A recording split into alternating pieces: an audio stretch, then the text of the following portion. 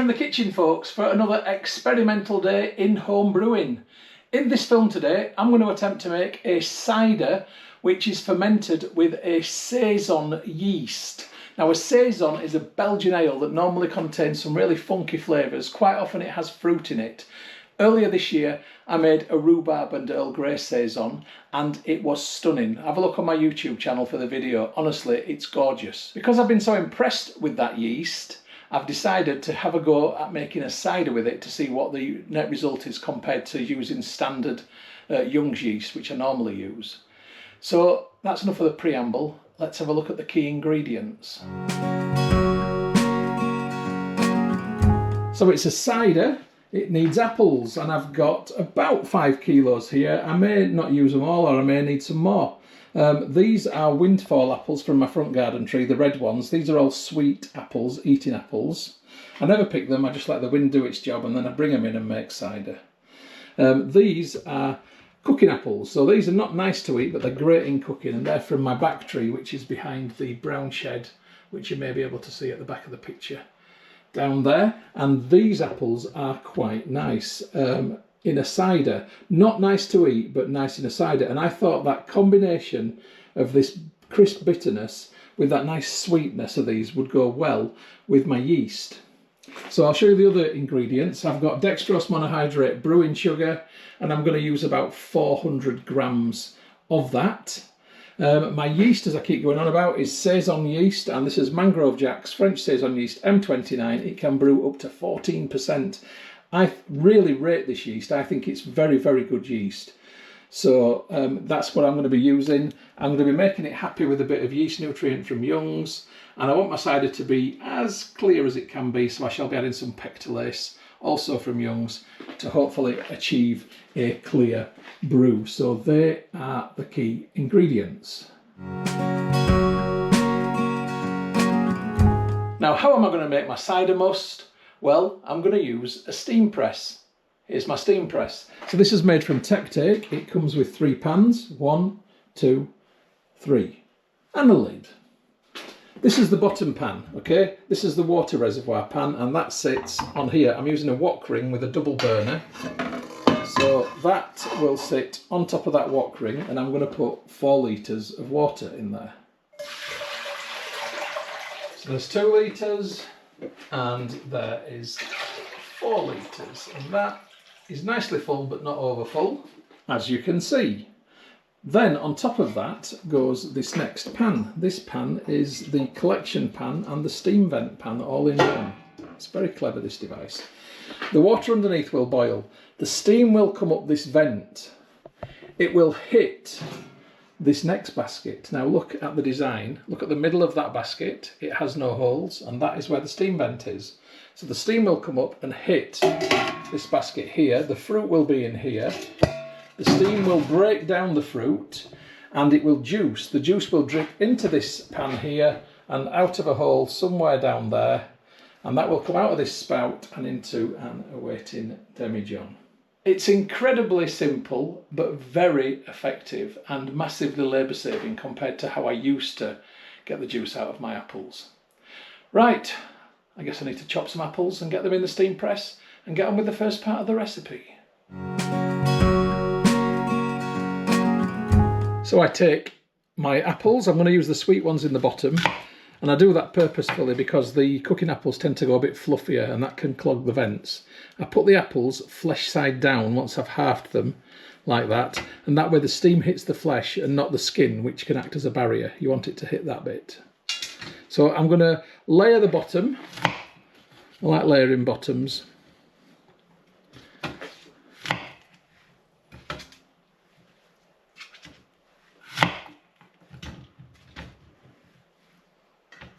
So that's the bottom of my steam press covered, and I've now got to carry on filling it up. Right, that's all my red apples in. You reds! And that's about half of my greens on top. You greens! The rest of them I'm going to chop and add as these begin to compress and go down. So it's a bit of a sort of adjustment game as it goes along, essentially. So I'm going to put this basket on top of the steam press. The lid goes on. Got to sort my demijohn out now. Right, in the words of Saffron from Republica, I'm ready to go. So it is gas on. And there we go. It is on a low heat, but it's the wok ring, so it's a double burner, and it won't take too long, probably about 30 minutes before the water begins to boil and about 40 minutes before we start to see some juice. So the water will boil, it will go up through the vent, hit the juice in the colander basket, that will drip down into there, and then that will drip down and into the awaiting demijohn below. I actually did once meet Saffron from Republica. I was working security at Side Stage when they played at Leeds Met back in 1998-ish. They supported the fun-loving criminals. Anyway, that was a long time ago. Anyway, enough of my stories. I've got nothing else to do now. I've got to wait for this to start dripping through. I'll come back to you when something's happening. See you then. And we're on 40 minutes. The apples are macerating and juice is being produced. A nice steady trickle.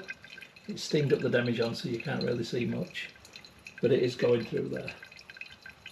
So once the level of apples has fallen a little bit, probably down to about there, I'll add another layer on top. I won't put too many in because sometimes if you press down too much, it actually has a negative effect and it clogs up the pores or the holes on the colander basket. I'll come back to you in a bit. Just a 10-minute later update, but look at those apples. They really are exploding apart with the steam. And that juice is just flooding. So I'm 90 minutes in. The demijohn is about 1/3 full, and look at the level of apples now. So what I'm going to do for the time being is just turn this off. I'm just going to take the colander basket off, pop it on this chopping board, tip the juice that's in here forward. Lovely rosé colour. And I'm going to put another 2 litres of water into the pan.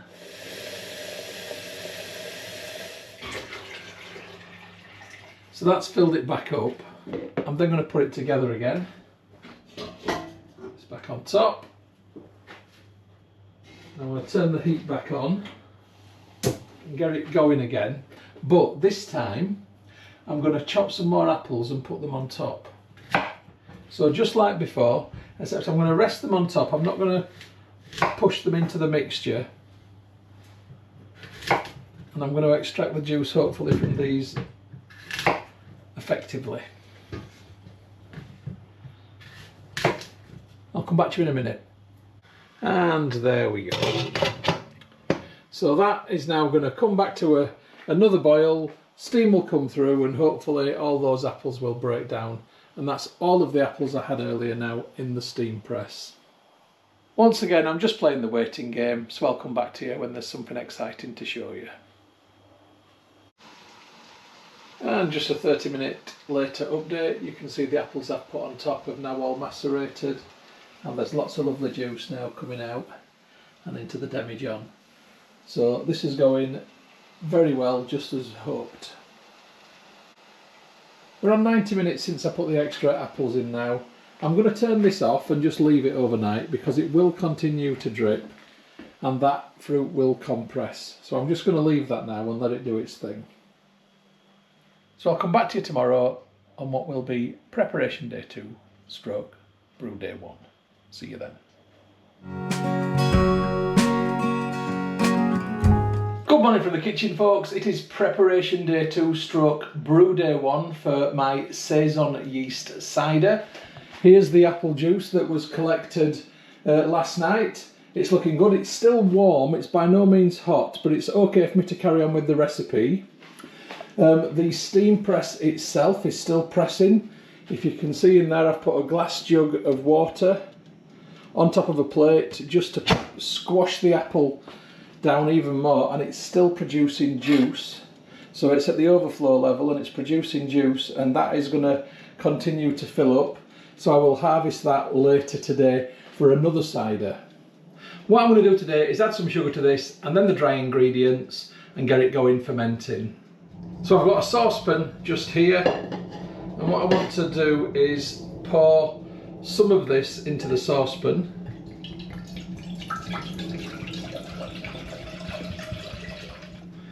That'll do. And I'm going to put this saucepan on a ring on my cooker. I'm going to put that on very low and turn the heat on. I've now got to weigh out 400 grams of brewing sugar. Exactly 400 grams. Bang on the money. And now we're just going to put this into the pan here. Tip it all in. So there's the sugar in the pan, and all I've got to do is give it a little stir. And because the liquid is warm and because it's on the heat underneath it, this will dissolve in less than a minute. And once it's dissolved, I'm going to turn the heat completely off. You see how the liquid's darkening? And that's the beauty of brewing sugar. That's why the yeast has such a good time with it. It's just a lot easier to break down than granulated sugar. I'm turning that off. And what I'm going to do is add a bit at a time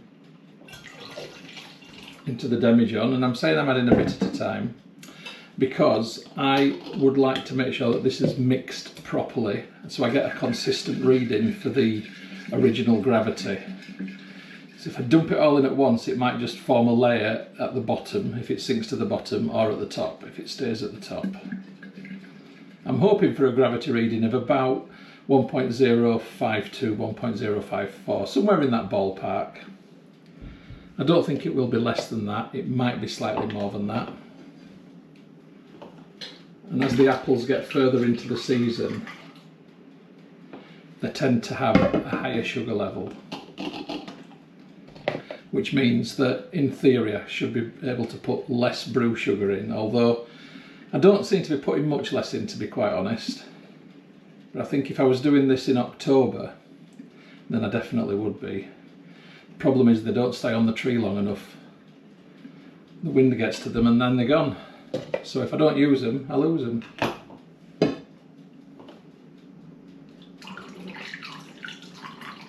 Okay, I think I'm full enough now. I don't want to add any more into there because if I do, I'm going to lose it because it's going to blow through the blow-off pipe. So I have got some syrup left in the pan and I'm going to put that into my next cider. So I'm just going to give this a bit more of a mix around.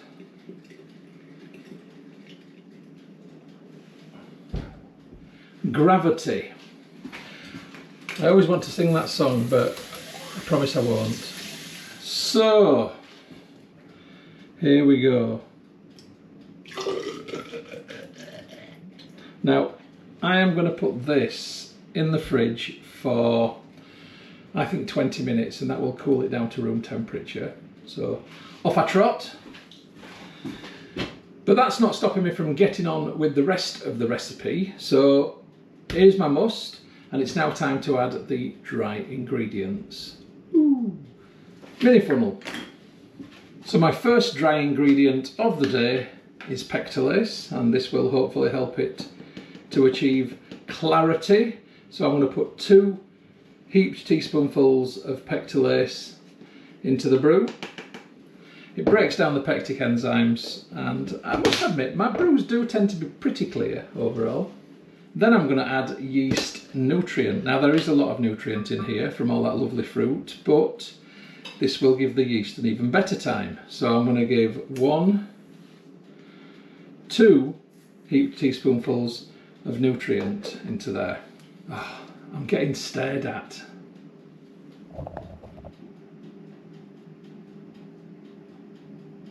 She's literally got mind control powers. She knows that by looking at me, I will go into the conservatory and let her into the house to give her a stroke. She's got that drawer over me. Not even my cat. I do love her though. She just loves attention. Right, Mangrove Jack's French Saison Yeast. Oh, it says French Saison Yeast. I'm telling you it's a Belgian beer. I was under the impression that the Saison was from Belgium. Maybe it's from both. I'd probably need to check this. Or you can. I always associate Saison with Belgium, I think. Now I'm thinking about that. Right, I am not going to over yeast this at all because there's no point. The yeast multiplies. I am going to put the equivalent, well, not the equivalent, it is literally just a little bit less than a flat teaspoonful of Saison yeast. It's enough. Right, Saison yeast is a top fermenting yeast, so it will sit on the top and it will ferment from the top. I will get a big head on this, and I will get a massive Krausen probably and a lot of blowout. Certainly when I did my last beer that was the case, and it actually fermented out in 2 days I think, and that was a big bucket from one of these packets. So yeah, I'm expecting this to be quite interesting. Right, I need to have a little tidy round. I'm going to fit a blow-off pipe and then I'll come back to you. Mind control. Hello? You coming for strokes? Meow.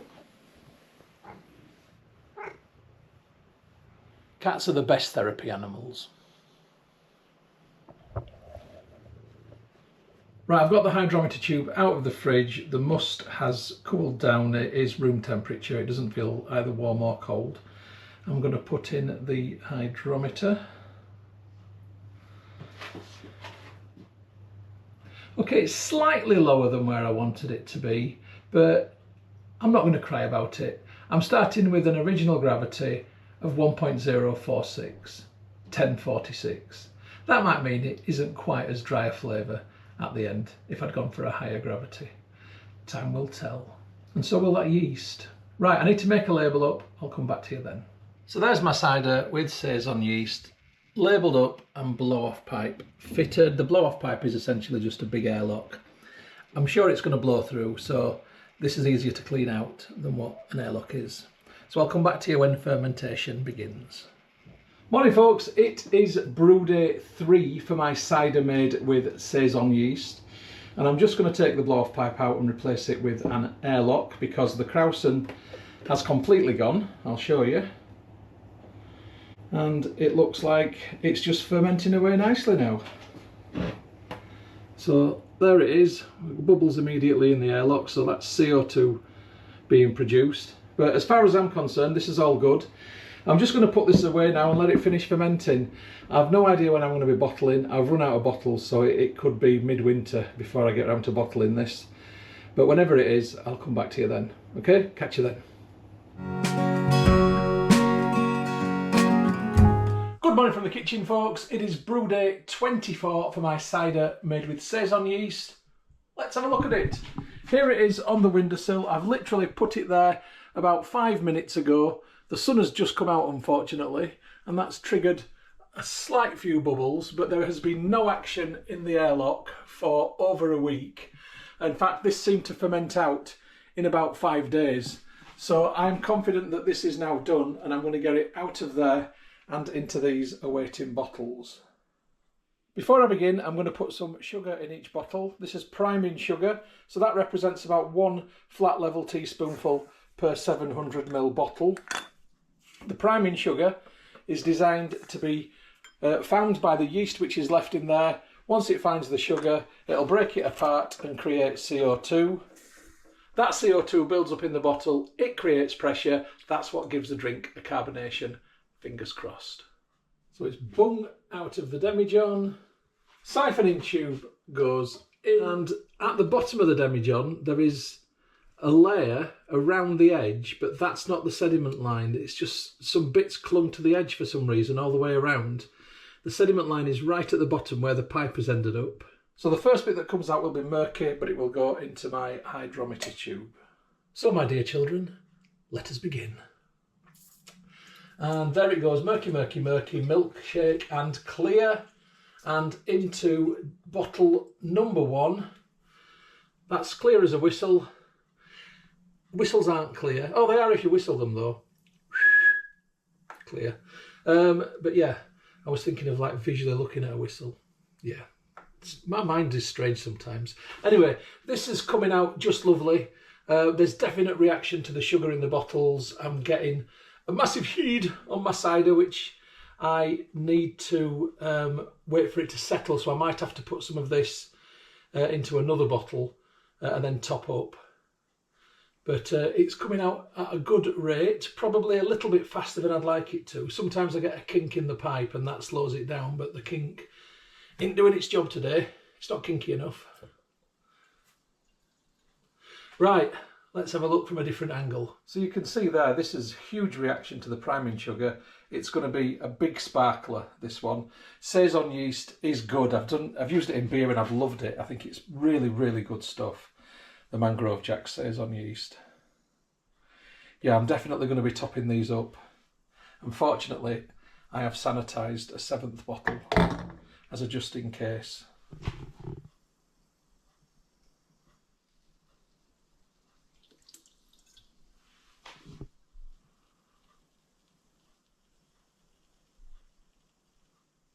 And into the last bottle we go.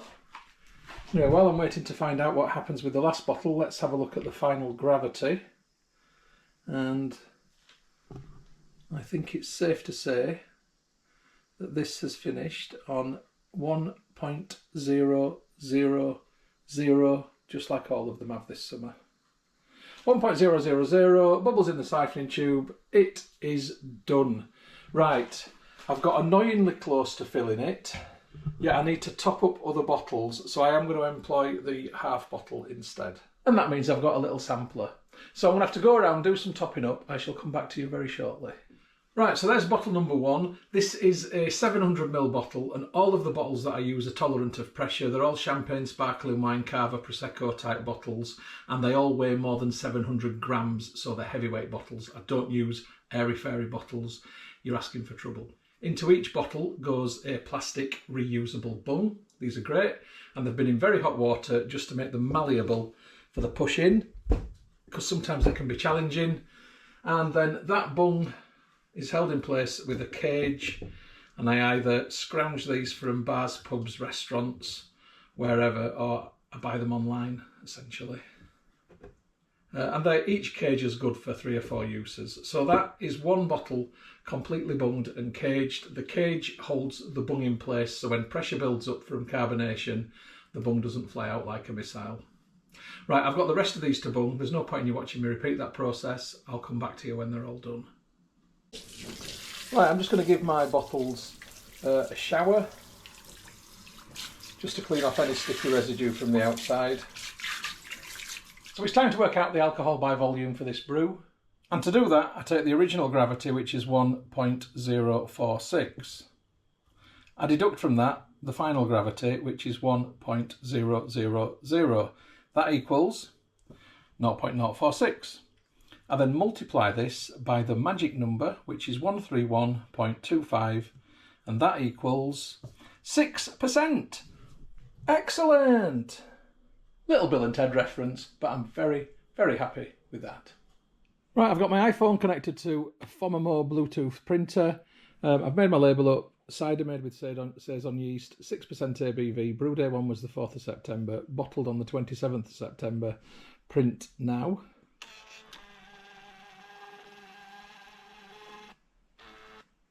And then it's simply a case of sticking my labels on the bottles, because let's face it, it's nice to know what you're drinking. And it's nice to take a bit of pride in what you're doing for it to look nice. I always think so. So these now need to go away for a month. I'm going to put them upstairs in a cardboard box in a bedroom that'll have an ambient temperature of probably about 20 degrees Celsius. It'll certainly just stay just over 19. You need it to be at about 18 or 19 degrees Celsius to condition properly. And the conditioning process is whereby the sugar is smashed apart by the yeast inside there to create bubbles, carbonation, and a fizzy drink essentially. But also it gives a bit of time for the flavour to develop. And flavours do change over time quite dramatically. I'm going to give you an example, as does carbonation. Last night I opened and drank a 14-month-old bottle of wine that I'd made. when I opened it initially, after the first month, it wasn't sparkling. Last night it was highly sparkling. And when I opened it initially, it was strawberry, rhubarb and hops. All I could taste really was the hops with a bit of strawberry flavour. I couldn't taste the rhubarb at all. Last night when I tasted it, the strawberry was the dominant flavour. The hops had gone right into the background and I could taste the zest from the rhubarb. So conditioning and leaving your drinks for as long as you can is actually a good thing if you've got the patience. Anyway, before I go, let's just have a little nifter, see what it's like at this stage. Very nice. Wow, that is really appley. Medium, absolutely medium. Ooh, Saison Yeast. I'm really looking forward to see how this turns out. That's some of the tastiest cider I've ever made. That is really good.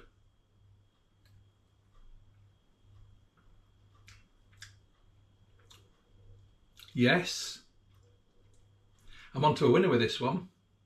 Saison Yeast in your cider. Try it, folks, because I think this is going to be a cracker. Right, I'll see you at some point when I open it. It's going to be at least a month. I'm expecting to be doing an opening and tasting in November, so I'll catch you then. Cheers.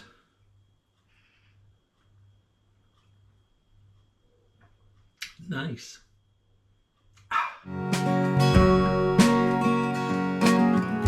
Good evening from the kitchen, folks. This is brew day 92 for my cider with Saison Yeast, and tonight it is the grand opening and tasting event. I've got high hopes for this. I tried it when I was bottling it. It tasted very, very good indeed. The Saison Yeast is excellent.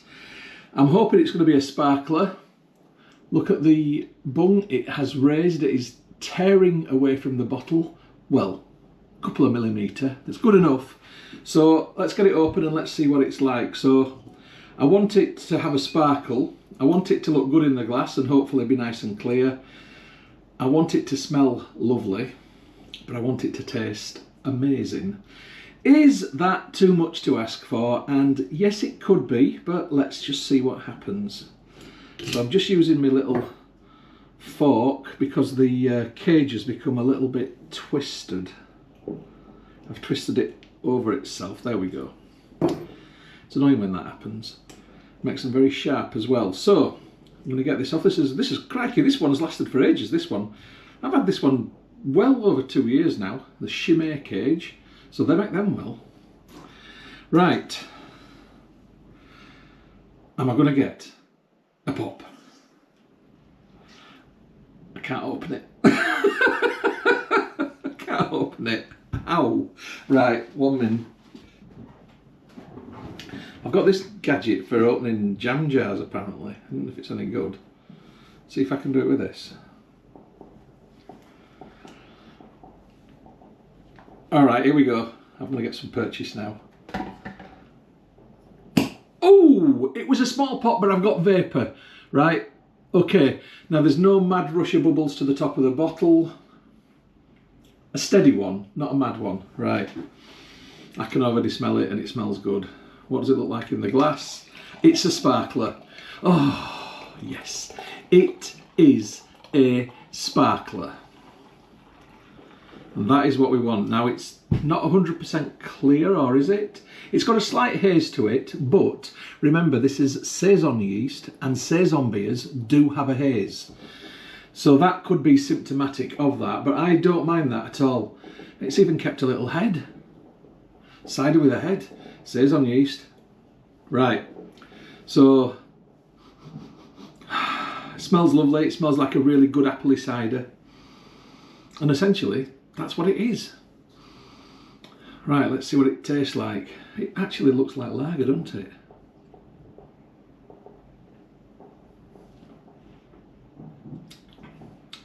That is absolutely delicious. Wow. Wow. Wow.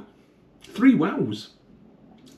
That is the most appley cider I have ever made. That is mega apple finish. That's incredible. So the Saison yeast has really highlighted the fruit flavour and really pushed it out there.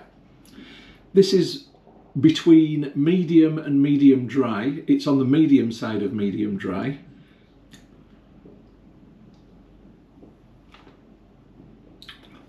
So you get a sharp centre tongue, that sharpness down the centre of your tongue to begin with, then it folds over the top of your tongue. Really lovely, soft flavour. It's a great flavour. I'm absolutely going to be so disappointed with every cider I open now. I've got loads more to open, which I've not done with Saison yeast. And I'm going to be saying to myself, oh, I wish I'd done this with Saison yeast. This is the way to go, folks. Ditch whatever yeast you're using, get your hands on some Saison yeast. You will not regret it. This is Mangrove Jack's M64 Saison yeast, and it is a big Stewie thumbs up from me. This is incredible. So nice. If you know of any other yeasts which can imitate or replicate this kind of flavour, do say so in the comments, because I'd like to try them.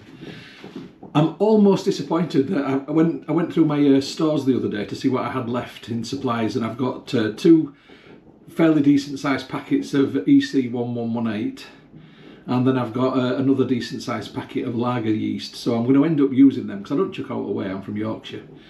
So I will use them, so that means I'm going to have to go through using them before I can get back onto the Saison yeast.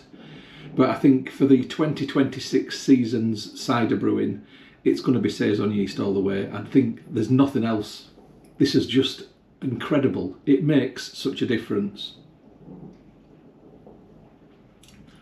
It's delicious. And it really does taste like apple cider. And when I say that, I know it's not called apple cider, don't comment on that, but it tastes like apples in the cider rather than a dry sort of miscellaneous drink. This is cracking, really good. Need a picture for the thumbnail. Let's get the label facing the right way. Are we ready? And that was a deserved big face, because let's face it, this is a winner chicken dinner. So cheers, folks. Hope you've enjoyed the film. Get yourself some Mangrove Jack's Saison yeast. Give it a try. You won't regret it.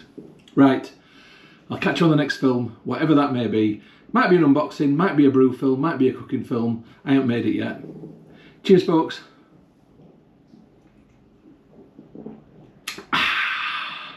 Yes.